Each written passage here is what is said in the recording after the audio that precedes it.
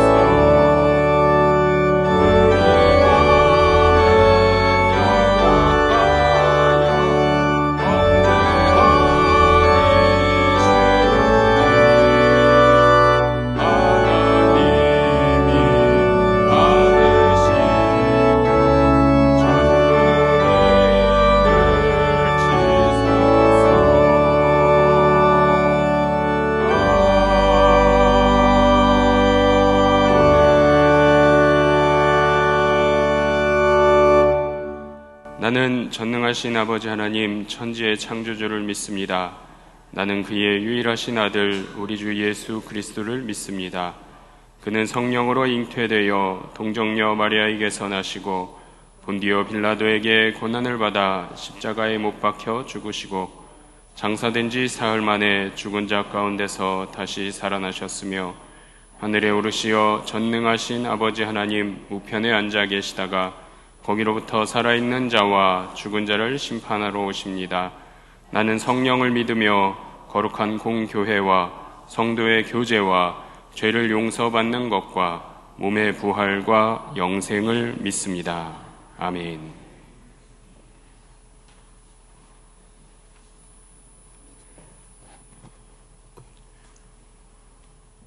저희들 믿음의 주인이신 하나님 아버지, 저희들 삶의 매 순간마다 동행하시며 지켜주시고 사랑의 강한 끈으로 저희들을 주님 곁에 붙들어 주심에 감사드립니다.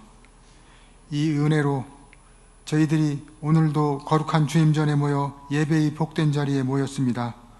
이 시간 저희가 신령과 진정으로 감사의 예배를 드리게 하여 주시고 저희 삶의 가치가 주님을 영화롭게 하는 것임을 깨닫게 하셔서 저희 모든 삶이 주님과 늘 동행하며 주님을 인하여 기뻐하고 감사할 수 있게 하여 주시옵소서. 긍휼의 주님, 저희들에게 주신 한 해의 절반을 보내면서 저희들이 보내온 많은 날들을 생각하게 하여 주시고 주님의 실망과 근심 중에 지나온 저희들 삶을 용서하여 주시옵소서.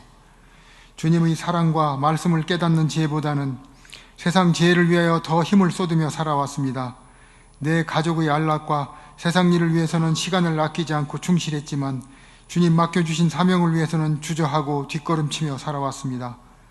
마음을 흐리게 하는 생각과 말과 행동에서 벗어나게 하여 주시고 세상 지식을 앞세운 교만과 주어진 직분을 소홀히 하게 하는 나태함을 버리게 하여 주셔서 올해의 남은 날들 뿐만 아니라 저희 남은 인생이 주님의 은혜와 사랑을 세상 속에 드러내는 신실한 삶이 되게 하여 주시옵소서.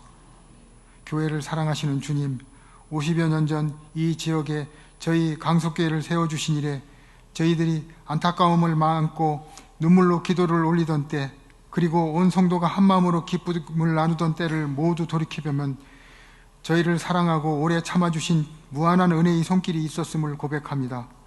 주님 감사합니다.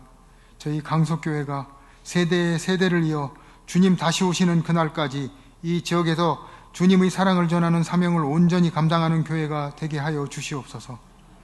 혼탁한 세상 속에 가려진 진실을 온전히 드러내는 교회, 주님 나라의 아름다운 모습을 이 땅에서 갖고 나가는 교회가 되게 하여 주시옵소서.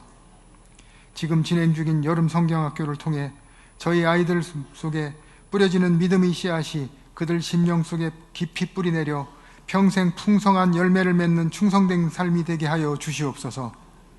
교육자들과 모든 교사들이 믿음 안에서 하나가 되게 하시고 그들의 삶 속에 평강과 넉넉함을 더하여 주시옵소서. 주일마다 귀한 말씀을 대언하시는 이덕한 목사님을 기억하여 주시고 성령님 함께 하셔서 힘이 되어 주시옵소서. 기도와 헌신으로 평생을 살아오신 교회의 어른들 강건케 하시며 노후를 축복하여 주시옵시고 담임 목사님을 보필하는 부목사님들, 전도사님들을 성령의 능력으로 붙들어 주시옵소서. 이 시간 담임 목사님 전하시는 말씀을 통하여 갈급한 영혼마다 힘을 얻게 하시고 저희 모두가 주님의 음성을 듣게 하여 주시옵소서. 정성을 다하여 드리는 할렐루야 찬양대의 찬양을 기쁘게 받아주시고 찬양대원들과 듣는 저희들의 입술에서도 주님을 향한 찬양이 늘 떠나지 않게 하여 주시옵기를 원하며 예수 그리스도의 이름으로 기도드립니다. 아멘.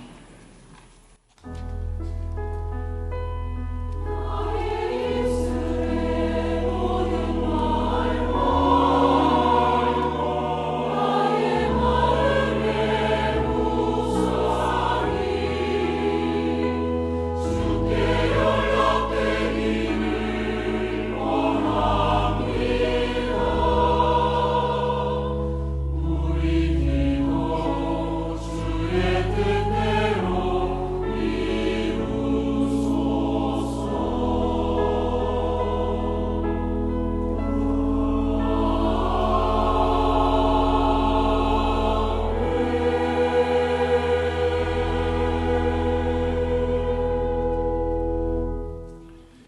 네, 이 시간에 우리 결혼 예식을 마치고 예배에 참석한 신혼부부가 있어 환영하고자 합니다. 127구역 정상호 집사님, 김경자 권사님의 장남 정세진 성도님, 또 아내 우리 주영미 성도님 예배에 참석했습니다. 자리에서 잠시 우리 일어나 주시고 인사해 주실 때에 박수로 환영하겠습니다. 네.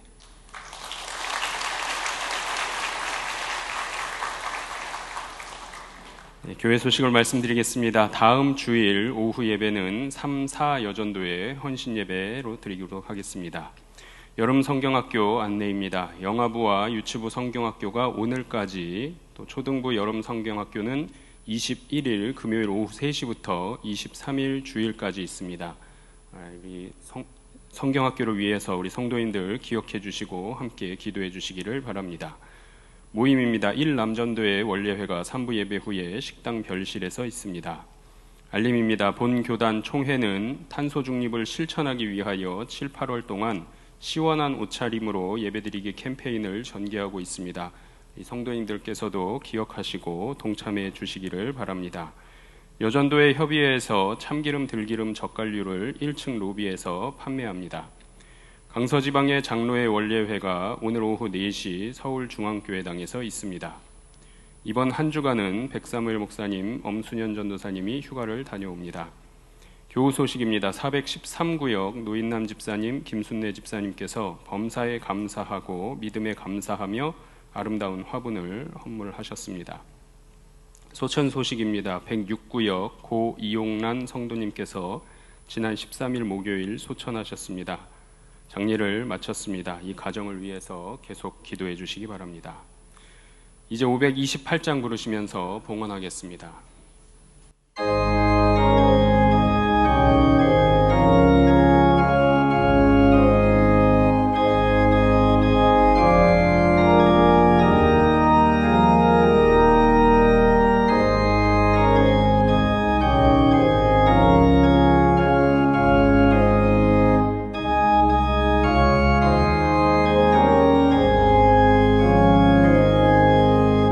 예수가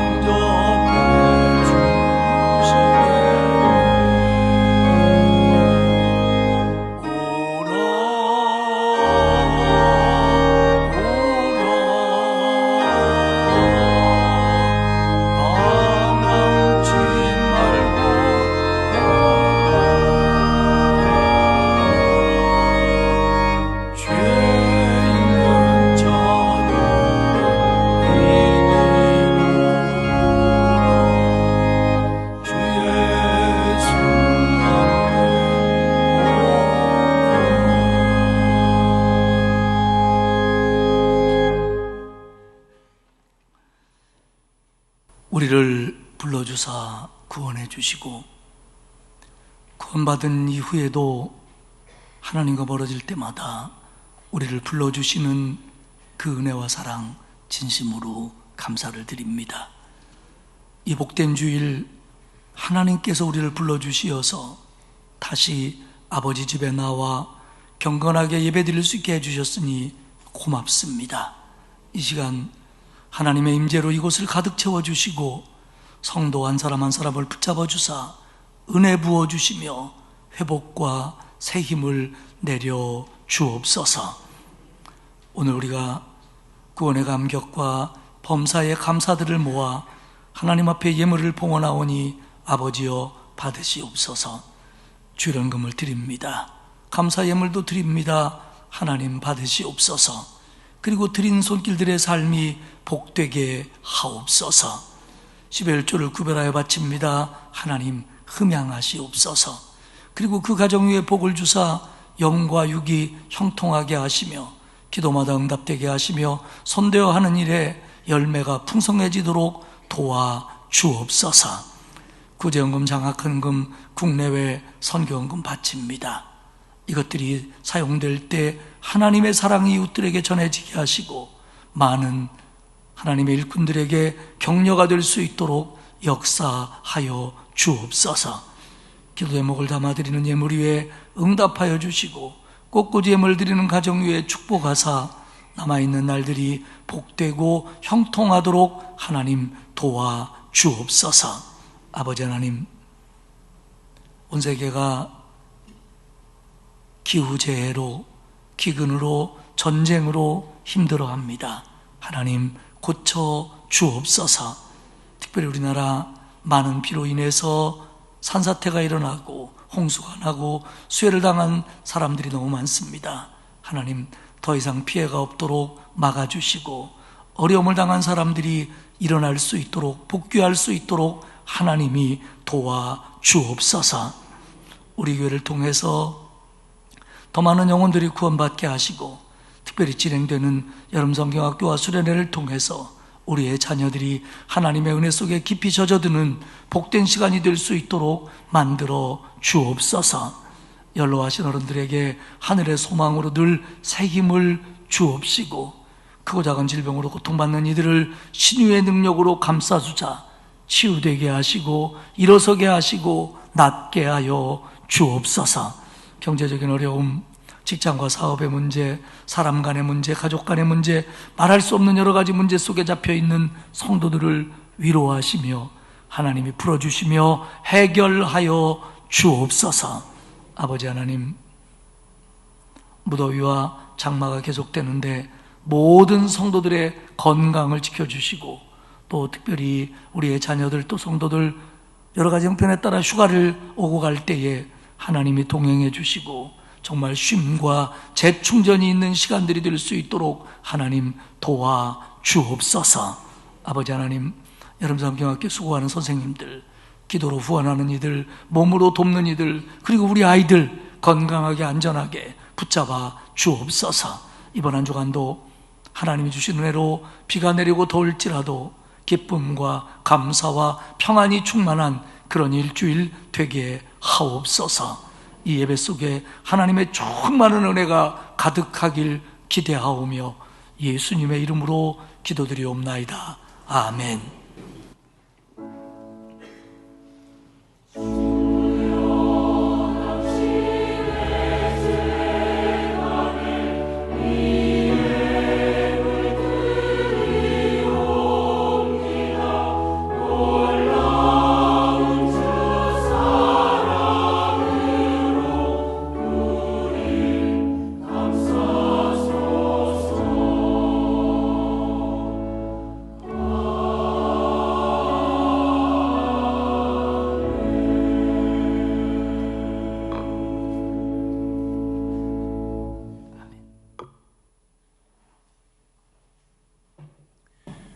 오늘 우리에게 주신 하나님의 말씀은 요한복음 14장 1절에서 6절까지 말씀입니다. 신약성경 172페이지입니다. 요한복음 14장 1절로 6절까지 말씀 봉독하겠습니다. 너희는 마음에 근심하지 말라. 하나님을 믿으니 또 나를 믿으라. 내 아버지 집에 거할 곳이 많도다. 그렇지 않으면 너희에게 일렀으리라. 내가 너희를 위하여 거처를 예비하러 가노니 가서 너희를 위하여 거처를 예비하면 내가 다시 와서 너희를 내게로 영접하여 나 있는 곳에 너희도 있게 하리라. 내가 어디로 가든지 그 길을 너희가 아느니라. 도마가 이르되 주여, 주께서 어디로 가시는지 우리가 알지 못하거늘 그 길을 어찌 알겠사옵나이까? 예수께서 이르시되 내가 곧 길이요 진리요 생명이니 나로 말미암지 않고는 아버지께로 올 자가 없느니라. 아멘. 할렐루야 찬양대에 이를 행하시는 여호와 찬양 후에 담임 목사님께서 길이요 진리요 생명이신 예수님 제목으로 말씀 선포하시겠습니다.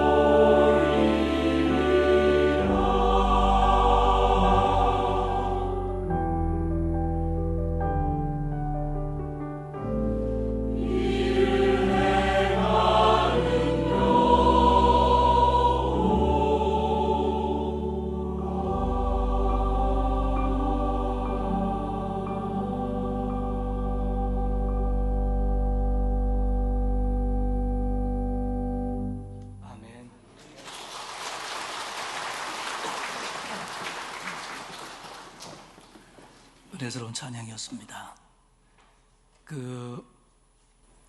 지구 온난화가 계속되어서 여러 가지 이제 이상한 현상들이 나타나는데, 우리가 조금이나마 이런 걸 좀 막는데 동참을 하자라는 취지로서 탄소 중립을 좀 지향하자는 마음으로 에어컨을 좀 줄이고, 그러기 위해서 여름 예배 동안은 남자들 자켓을 좀 벗고 넥타이를 풀고 교회 좀 나오자라고 하는 캠페인을 총회적으로 벌이고 있습니다. 그런데 무슨 목사나 또 뭐 기도하는 분이나 순서를 맡은 분들은 어쩔 수 없지만, 그렇지 않은 분들은 여름에는 좀 넥타이 풀으셔도 괜찮고 자켓 좀 벗고 오셔도 다 정장으로 인정해 드릴 테니까 너무 그냥 거시기하게만 입지 말고 좀 편안하게 7, 8월에는 시원하게 좀 입고 오시면 또 에어컨도 조금 덜 틀 수 있고, 그런 것들이 합쳐지면 여러 가지로 좋을 것 같다라는 게 교단들의 생각입니다. 협조해 주시길 바랍니다.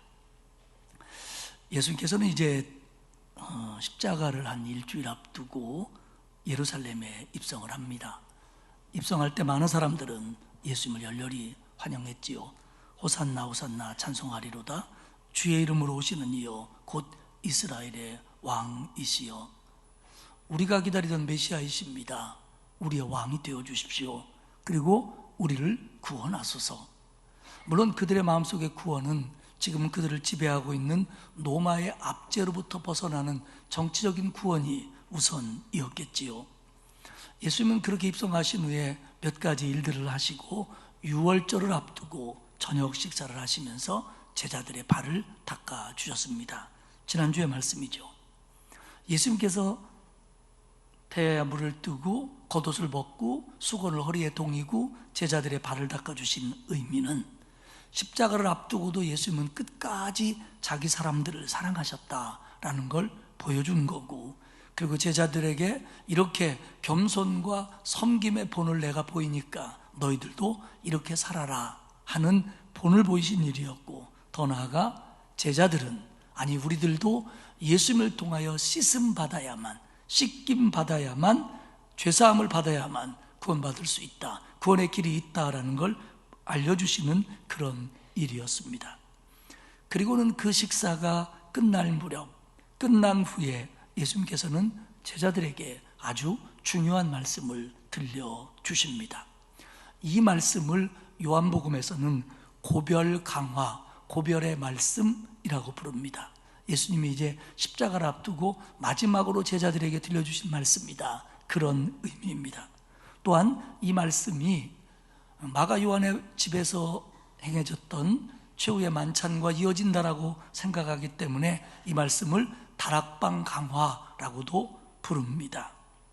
그러니까 예수님께서 제자들의 발을 씻어주시는 요한복음 13장에서부터 예수님이 붙잡히시는 요한복음 18장 사이에 있었던 예수님의 말씀들을 바로 고별 강화라고 부르고요.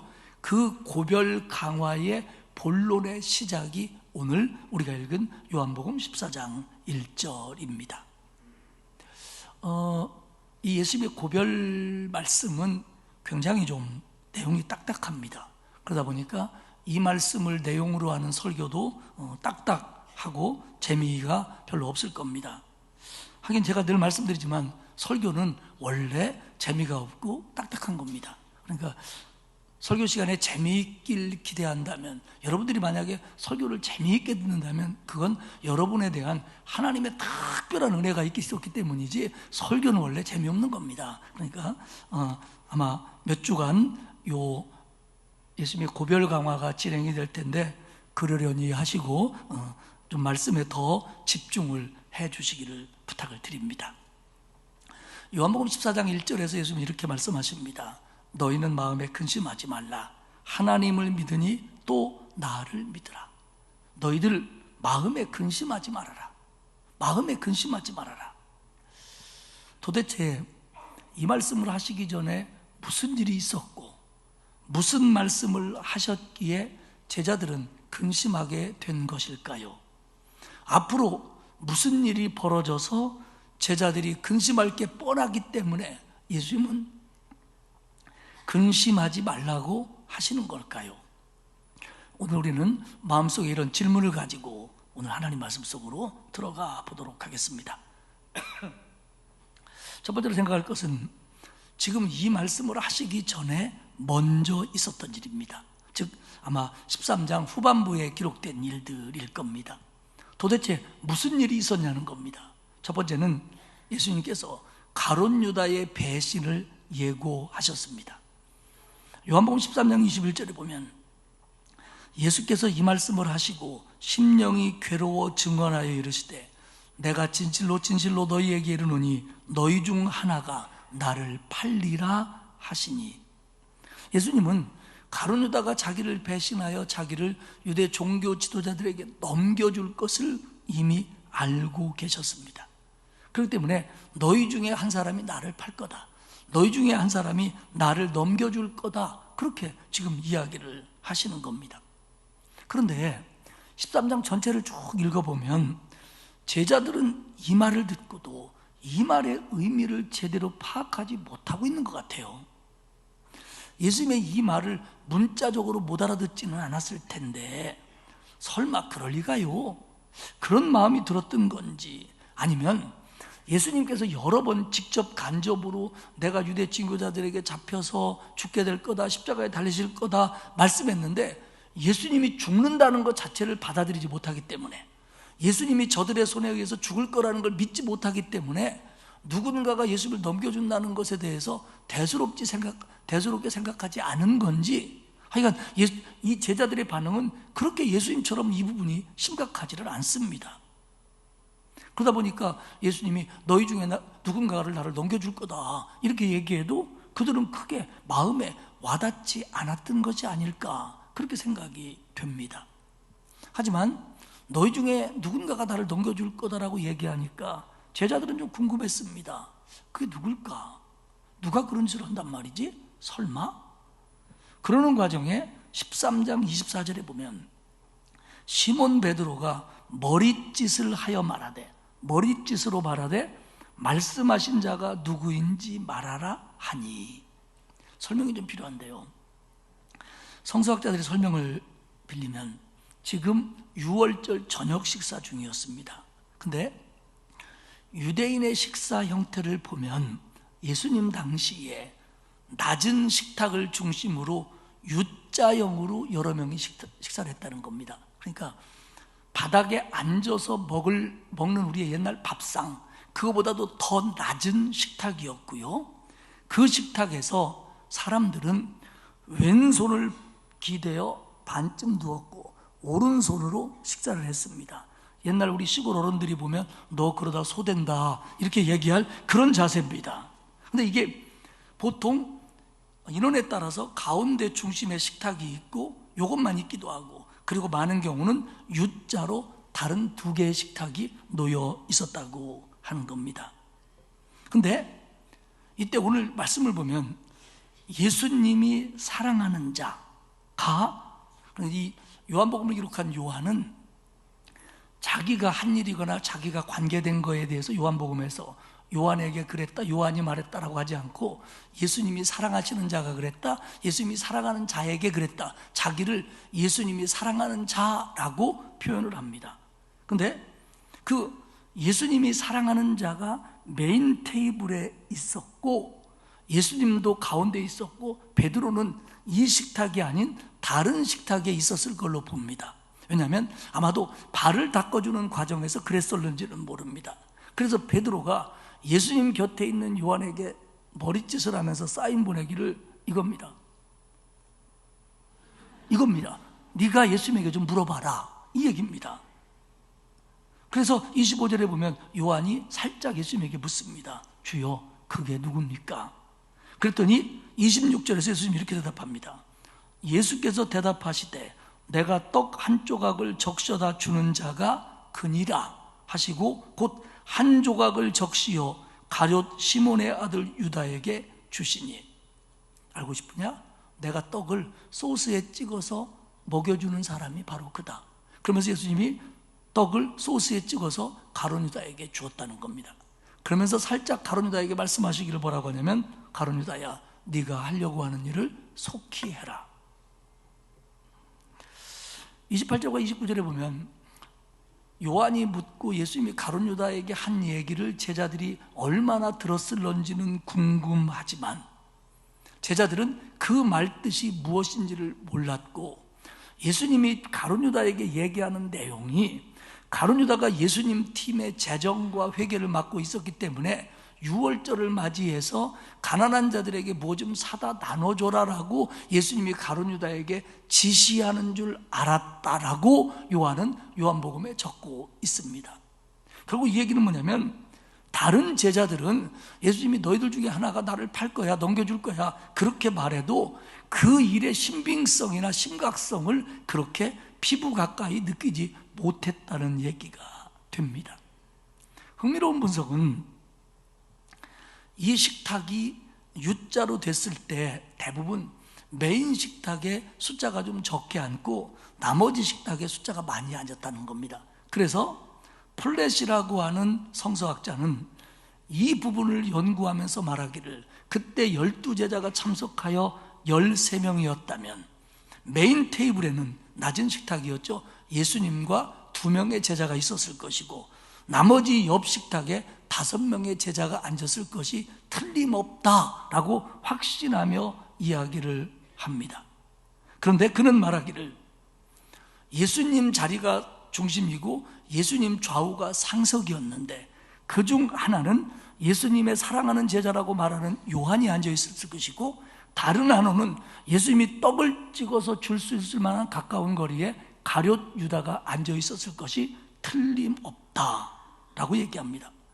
그러면서 그만큼 가룟 유다는 이 팀에서 신뢰를 받고 있었고 다른 제자들은 가룟 유다가 절대로 그런 일을 할 사람이라고 생각하지 않았기 때문에 예수님이 가룟 유다에게 한 얘기를 그거와 관계된 얘기가 아니고 아마 뭔가를 지시하셨는가 보다라고 제자들이 받아들일 수 있었다라고 프렛은 이 부분을 정의합니다. 케네스 갱들은 덧붙이기를 우리는 사람을 외모로 판단할 수 없다.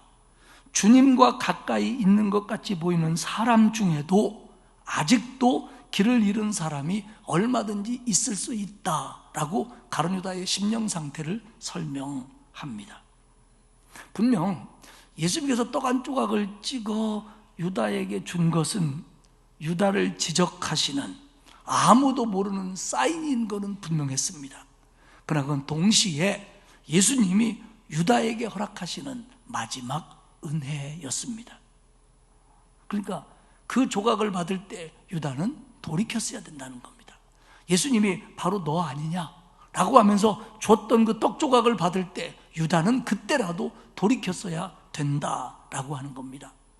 이 첫 번째 사건인 예수님께서 유다가 배신할 것을 예고한 이 사건의 마지막인 13장 30절은 이렇게 적고 있습니다. 유다가 그 조각을 받고 곧 나가니 밤이러라. 유다가 나가니까 밤이었더라라는 겁니다. 요한복음에서 밤은 부정적입니다.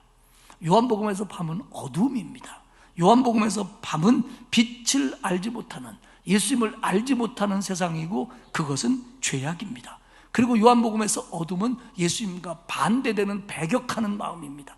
즉 이 얘기는 뭐냐면 그 후로 요한의 길은 밤이었다는 겁니다. 그 후로 가룟 유다는 어둠을 헤맸고 어둠 속을 걸었다는 겁니다. 이게 예수님께서 가룟 유다에게 배신할 거라고 하는 예고입니다. 두 번째 있었던 일입니다. 두 번째 있었던 일은 주로 예수님의 말씀에서 왔는데요.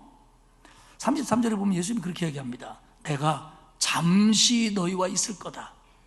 너희는 나를 찾겠지만 내가 가는 길은, 가는 곳에는 지금은 너희는 올 수 없다. 이렇게 얘기를 하십니다.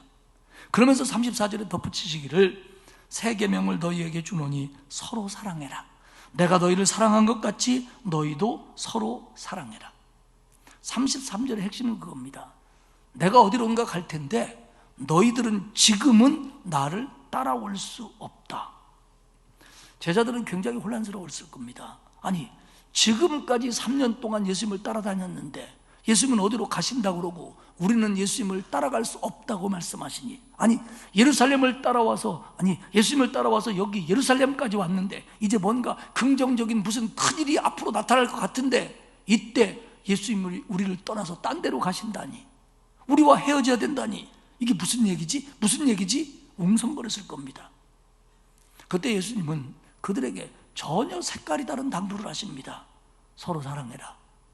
내가 너희를 사랑한 것 같이 너희도 사랑해라. 이 말씀은 제자들뿐만 아니라 모든 그 후에 주님을 따르는 사람들에게 준 새로운 명령이고 새로운 목표입니다. 서로 사랑해라. 서로 사랑해라. 그런데 주님은 사랑의 방법을 우리에게 가르쳐 줬어요. 그게 뭐냐면 예수님이 제자들을 사랑한 것처럼. 사랑을 어떻게 해야 되느냐? 예수님이 우리를 사랑한 것처럼 사랑하라는 게 예수님의 명령입니다. 어떻게 그렇게 사랑할 수 있죠? 아니, 사랑의 원천이 예수님이라는 겁니다. 사랑이 예수님에게서 나온 것처럼, 사랑이 예수님에게 나와서 제자들에게 있는 것처럼, 예수님이 있으면 너희들에게도 사랑의 원천이 있으니까 예수님이 사랑한 것처럼 그 방법으로 서로 사랑해라. 모고는 그런 얘기를 합니다. 그리스도인이 사랑하지 못하는 만큼 세상 사람들은 예수를 믿지 않게 된다. 다시 말씀드립니다. 그리스도인이 사랑하지 못하는 만큼 세상 사람들은 예수를 믿지 않게 된다. 예수님의 말씀에 의하면 사랑하는 것이, 이것이 제자도의 척도이다. 누가 좋은 제자냐? 누가 성숙한 그리스도인이냐?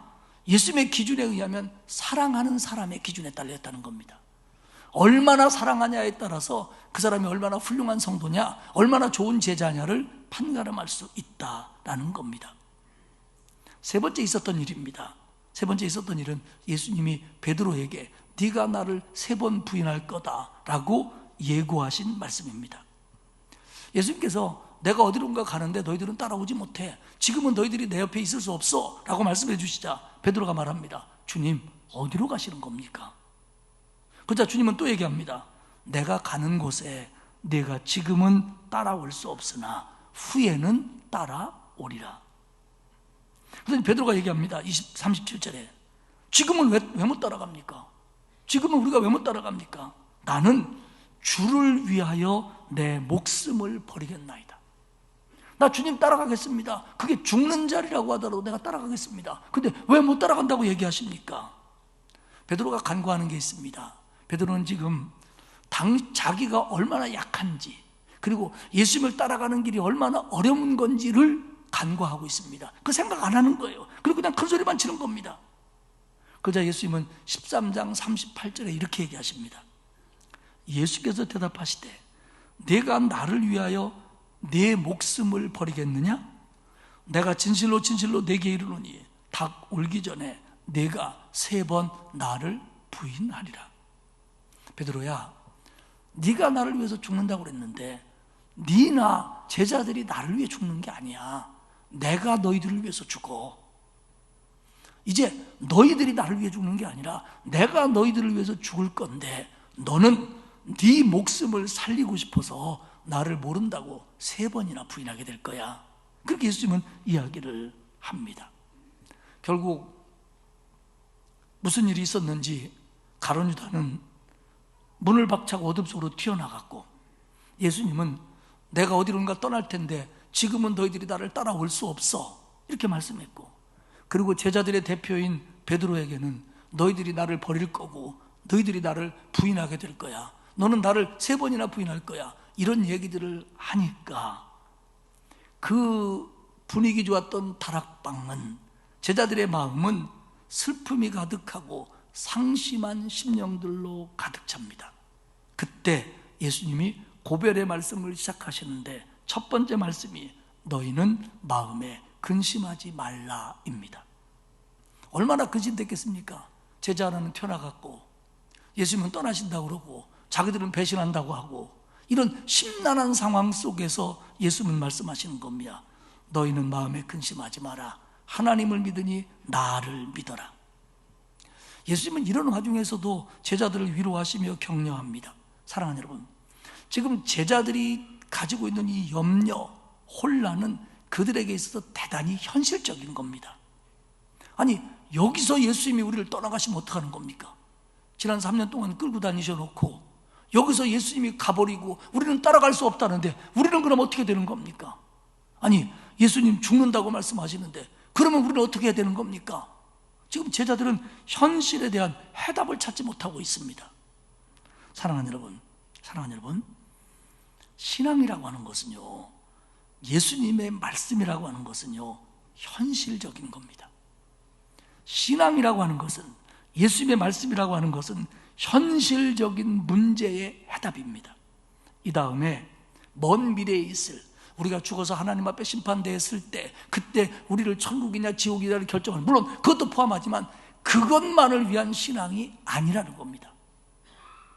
신앙은 지금 우리가 가지고 있는 죄의 현실성, 지금 만연되고 있는 세상의 악의 현실성, 그리고 이런 세상에서 우리가 구원받아야 된다고 하는 현실성, 그리고 구원받아서 우리 것이 될 영생, 천국, 그 미래의 것이 오늘 우리에게 주는 기쁨과 평안의 현실성, 이게 신앙입니다.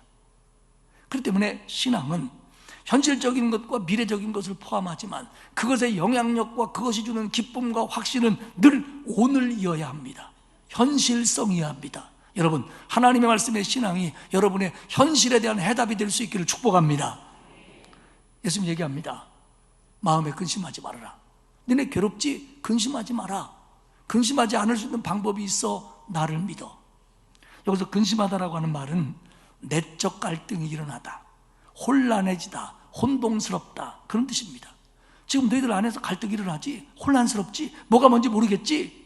그거 다스릴 수 있는 방법이 있어. 너희들 나를 믿어라. 나를 믿어라. 예수를 믿어라. 그러면서 2절과 3절에 이렇게 덧붙입니다. 내 아버지 집에는 거할 것이 많도다. 그렇지 않으면 너희에게 말했을 거다. 내가 너희를 위하여 거처를 예비하러 가노니 가서 너희를 위하여 거처를 예비하면 내가 다시 와서 너희를 내게로 영접하여 나 있는 곳에 너희도 있게 하리라. 지금 제자들은 예수님하고 있느냐 같이 못 있느냐가 지금 관건입니다. 그리고 거기서 발생한 문제 때문에 근심하고 갈등하고 지금 혼란스러워해요. 예수님 얘기하십니다. 야, 우리 아버지 집에는 거할 곳이 많아. 그래서 너희들도 거기 거할 수 있도록 내가 그 거처를 예비하러 가는 거야. 너희들은 이 땅에 사는 동안 어차피 순례자잖아, 방랑자잖아. 언젠가는 우리 모두 여기를 떠날 수밖에 없잖아. 그 후에 우리가 가야 될 거처, 거할 곳, 체류할 곳, 안식처, 피난처, 그 후에 필요한 거처로 갈 수 있도록 내가 하나님의 집에다가 너희들을 위해서 예비해 놓을게. 그러면 그때 너희들이 나하고 거기서 살 수 있는 거야. 3절에 보면 내가 다시 와서, 주님의 재림을 가리키는 게 분명합니다. 예수님은 제자들에게 얘기하는 겁니다. 내가 잠시 안 보인다고 걱정하지 말아라. 내가 십자가에 달려 죽는다고 걱정하지 말아라. 내가 너희들을 구원하고 너희들과 함께하며 너희들을 천국으로 인도할 것을 너희들은 믿어라. 그리고 믿고 무슨 일이 일어나든, 앞으로 어떤 일이 벌어지든, 너희들 삶 속에 어떤 일을 당하든 너희들은 근심하지 말고 나를 믿어라. 내가 책임지마. 3절과 4절에 보면요, 내 아버지 집에 거할 것이 많다. 내가 너희를 위해서 거처를 예비한다. 내가 다시 온다. 내가, 내게 라고 하는 말이 우리 성경에 그 짧은 구절에 4번이 나옵니다. 근데 원래 본문에는 5번입니다. 번역을 생략했을 뿐입니다. 무슨 얘기냐면 예수님이라고 하는, 나라고 하는 1인칭 대명사가 4번, 5번 나온다는 얘기는 예수님이 하시겠다는 겁니다. 너희들 걱정하는 거 내가 해결해 주겠다. 너희들의 현실적인 문제 내가 책임져 주겠다. 너희들 구원받는 거 내가 길을 열어놓겠다. 너희들을 천국으로 인도하는 거 내가 다시 와서 책임질 거다. 내가 예수님이 할 테니까, 내가 할 테니까 너희들은 근심하지 말고 나를 믿어라. 할렐루야. 여러분, 신앙이 뭡니까? 신앙이 예수님 믿는 거예요. 내 안에서 갈등이 일어나고 혼동스러울 때가 있고 이해가 되지 않을 때가 있고 혼란스러울 때가 있다고 할지라도 그래, 나는 모르지만, 나는 분명히 알지 못하지만, 나는 약하지만, 그래, 예수님이라면 책임져 주시겠지. 나를 믿어라. 예, 예수님, 내가 믿습니다. 저는요, 세상을 살아오면서 많은 문제들을 당했지만 그 문제가 있을 때마다 내가 다 알고 해결하는 것은 아니었습니다. 어떤 때는 어렸을 적에는 이거 어떻게 해야 돼? 그러면 형이 알았어, 내가 해줄게. 그러면 어떻게 해주는지 방법을 모른 채 형이 하자는 대로 해서 그 문제를 해결받았던 경우가 많습니다. 또한 부모님이 내가 하지 못할 때 엄마, 아빠 그러면 부모님이 물질이 됐든 뭐 고쳐줬던 그 무엇이 됐든 간에 부모님이 알고 있는 방법으로, 부모님의 능력으로 나의 문제를 해결해 주었습니다. 그렇기 때문에 어떤 문제가 있을 때 나는 그들을 믿었습니다. 우리 손녀는 뭐가 고장나거나 문제가 생거나 배터리가 떨어지면 할아버지한테 옵니다. 그러면서 할아버지 이거 고쳐줘요. 그럼 내가 묻습니다. 할아버지는 누구지? 고쳐주시는 사람. 걔는 방법을 모릅니다. 플러스 마이너스도 모릅니다. 어디서 약을 바꿔야 될지를 모릅니다. A인지 A인지 모릅니다. 그러나 할아버지한테 갖다 주면 해결되는 겁니다. 저는 얘기합니다. 고장나면 나한테 가져와. 나를 믿어라. 나를 믿어라. 내가 모르는 건 AS 갖다 주면 되니까요. 사랑하는 여러분, 오늘 예수님을 믿는다는 건 이런 겁니다. 내가 하나님 말씀을 다 이해하지 못합니다. 하나님의 계획과 섭리, 그리고 내 믿음과 내 삶 속에서 일어나는 내가 느끼는 괴리감 같은 거, 이런 거 우리 다 모릅니다. 그래서 우리 혼돈스러워합니다. 혼란스러워합니다. 그러다 보니까 근심이 생깁니다. 염려가 생깁니다. 눈물도 나옵니다. 그때 주님은 나지막히 우리에게 찾아와서 얘기합니다. 나를 믿어라. 너 말고 나를 믿어라. 내가 하마.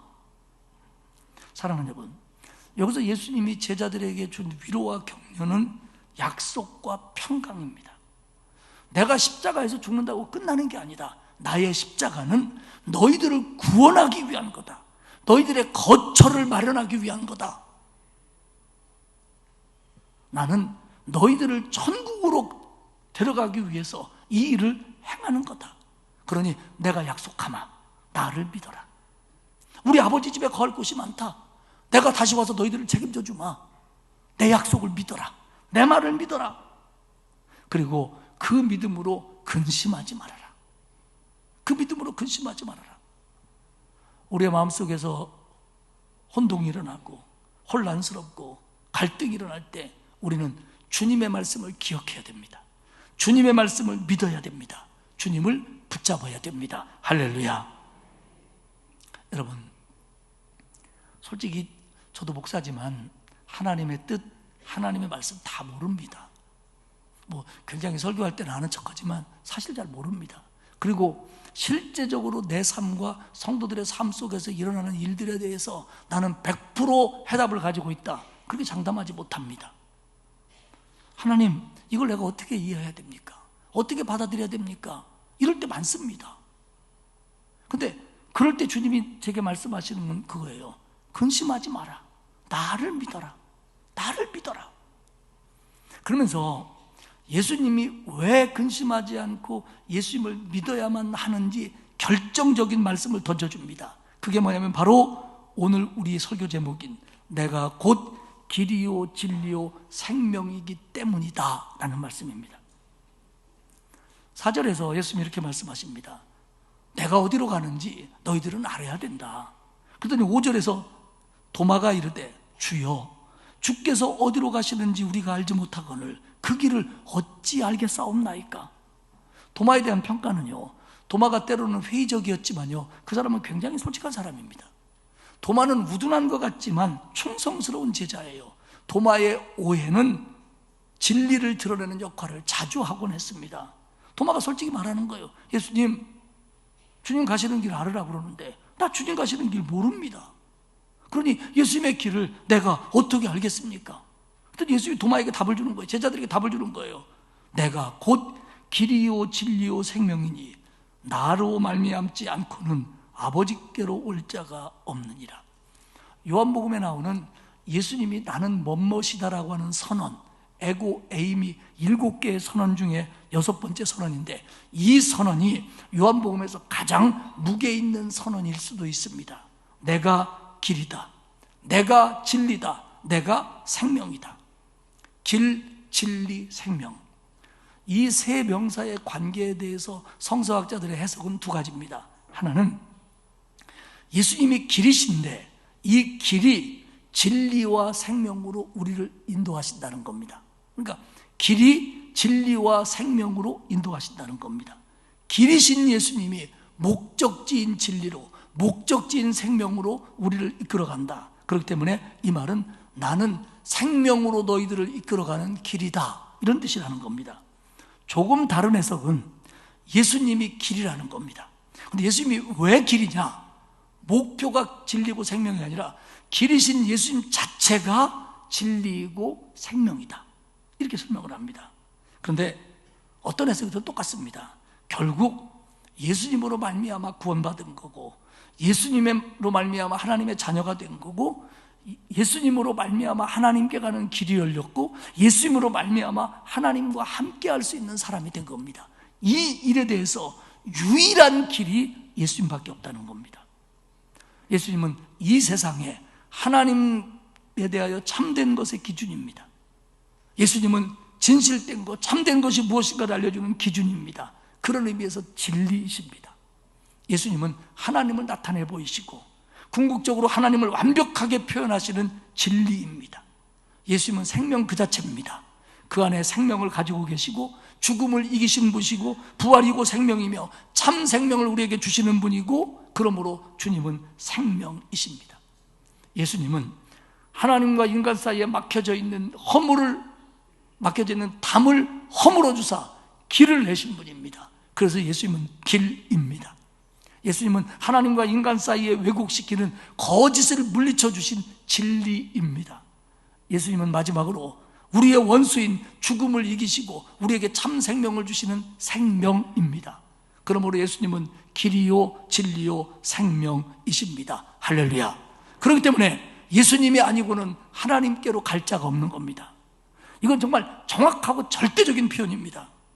예수님이 길이고 진리고 생명이기 때문에, 예수님이 진리와 생명으로 이끌어가기 때문에 예수님만을 통해서 하나님께로 갈 수 있는 겁니다. 그리고 결국 우리가 어떤 직업을 가지고 어떤 일을 하고 어떤 무엇을 하든 간에 우리의 인생은, 결국 이 인생은 하나님께로 가고 있는 길일 뿐입니다. 어떤 모양이든. 그러니 너희는 예수님을 믿어라. 그 당시에 제자들에게 이 말씀이 왜 중요했고 지금 우리에게 이 말씀이 왜 중요하냐면요, 다시 말씀드리지만 우리도 제자들처럼 예수님에 대해서 충분히 알지 못합니다. 하나님을 이해하는 데 어려움이 있습니다. 예수님도 하나님과 예수님의 관계를 반복적으로 제자들에게 3년 동안 설명했어요. 그러나 그들이 다 아는 건 아니었습니다. 예수님은 토마가 한 말, 주님 솔직히 나는 주님의 길을 모릅니다. 내가 어떻게 해야 되는지, 주님이 어디로 가는지 모릅니다. 그때 예수님이 말씀하시는 거예요. 그래, 몰라도 좋다. 이것만은 분명히 알아라. 나는 하나님께로 나아가는 길이다. 나는 하나님에 대한 진리다. 나는 하나님의 생명을 너희들에게 줄 수 있는 생명 그 자체다. 그러니 근심하지 말고 나를 믿어라. 근심하지 말고 나를 믿어라. 여러분, 우리는 사람이, 믿음직한 사람이 아유 걱정 마세요, 나만 믿어요. 그래도 마음이 듬직한데 우리 주님이 얘기하시는 거예요. 너네 근심 많지? 헷갈릴 때 많지? 이해 안 될 때 많지? 어려울 때 많지? 혼돈될 때 많지? 그래서 실족할 때 많지? 걱정하지 마. 나를 믿어. 내가 책임질게. 너희 앞에는, 제자들 입장에서 볼 때 십자가에서 내가 죽는 것 같고 내가 패배하는 것 같고 너희들이 배신하고 흩어지는 것 같지만 아니야. 내가 다시 올 거야. 너희들을 데려갈 거야. 그러니 나를 믿어. 내가 약속하마. 나를 믿어. 그러니 근심하지 말아라. 할렐루야.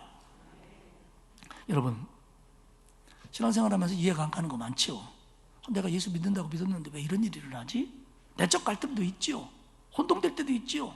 여러분, 그럴수록 예수님을 믿어야 됩니다. 예수님을 믿는다는 건 예수님이 살아계심을 믿는 거고요, 예수님이 나를 책임져 주시는 걸 믿는 거고요, 내가 예수님을 신뢰하는 거예요. 지금 이거는 내가 이해가 안 되지만, 그러나 이런 것들 속에서도 나를 책임져 주시는 예수님을 신뢰하는 거예요. 그리고 그래서 그분의 말씀에 순종하며 그 길을 따라가는 겁니다. 사랑하는 여러분, 예수님은 유일한 구원의 길입니다. 예수님의 말씀만이 참 진리입니다. 예수님만 이 땅에서도 영원한 세상에서도 우리에게 참 생명을 주시는 분입니다. 그러므로 예수님을 믿고 그 말씀에 순종하고, 내가 믿음이 약해지면 약해질수록 더 순종하고 더 믿고, 내가 이해가 안 되면 안 될수록 더 순종하고 더 붙들고, 여러분 귓가에 아무개야 나를 믿어, 나를 믿어, 나를 믿어 라고 하는 음성을 늘 들으면서 신앙으로 승리하는 저와 여러분이 되시기를 주님의 이름으로 축복합니다. 하나님 고맙습니다. 거칠고 험한 세상을 살아가면서 어려움을 당하기도 하고 예수 믿는다고 하면서도 하나님의 뜻과 인도하심을 다 이해하지 못하는 어리석은 저들이기에 우리는 때로는 갈등하고 때로는 근심하고 때로는 혼란스러워할 때가 한두 번이 아니었음을 고백합니다. 주님, 그럴 때마다 우리가 주의 음성에 귀를 기울이고 주님을 더 절대적으로 믿을 수 있는 믿음을 더하여 주옵소서. 주님, 우리에게 믿음 주옵소서. 그래서 나를 믿으라고 하는 주님의 말씀을 붙잡고 주의 말씀에 순종하며 이 길을 걸어갈 수 있도록 도와 주옵소서. 감사드리며 예수님의 이름으로 기도합니다. 아멘. 445장 찬송하겠습니다.